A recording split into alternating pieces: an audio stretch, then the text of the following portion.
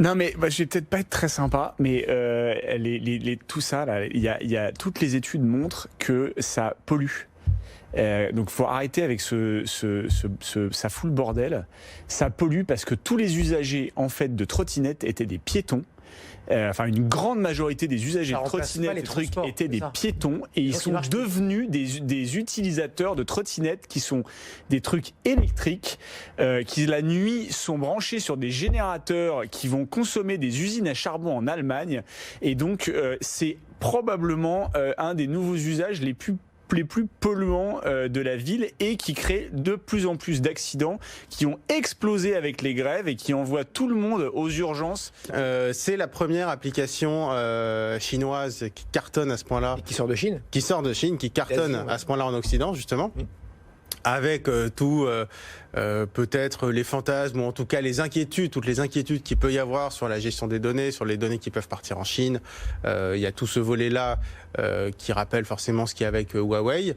Mais je trouve que c'est une boîte qui est vraiment très intéressante. Je vois que Séverin et j'ai l'impression que tu es en train de la télécharger. Non, j'ai commencé ce matin.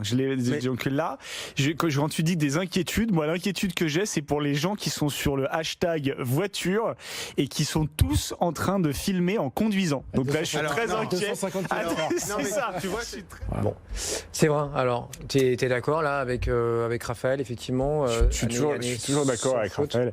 Ouais.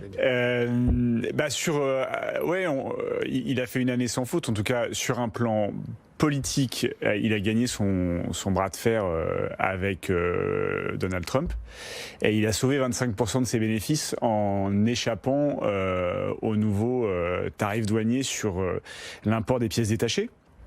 Donc ça, c'est sûr que ça a aidé Apple cette année, que c'est une belle victoire pour Tim Cook, qui s'y est quand même remarquablement bien pris pour manœuvrer le président américain, ce qui n'est pas une chose extrêmement simple, on le sait. Ensuite, oui, Raphaël a raison, la rentabilité de l'iPhone, en revanche, elle, a baissé, et elle n'est probablement pas sur la bonne pente. Le coût de fabrication de l'iPhone a doublé depuis la sortie du premier modèle. Et comme l'a dit très justement Raphaël, le prix, lui, est redescendu. Donc, il y a un discours, des éléments de langage sur un modèle de milieu de gamme à $699, ou même le dernier qui démarre sur le marché à $699. En réalité, il y a une obligation de faire baisser les prix parce que la demande est plus la même et la capacité à absorber le marché est plus la même, puisque Raphaël le disait très justement, je crois que le marché a perdu globalement 11%.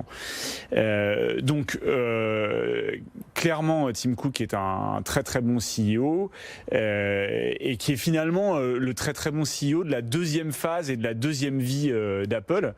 Et je trouve que moi je trouve que l'arrivée d'Apple sur le streaming cette année a été plutôt réussi par ailleurs.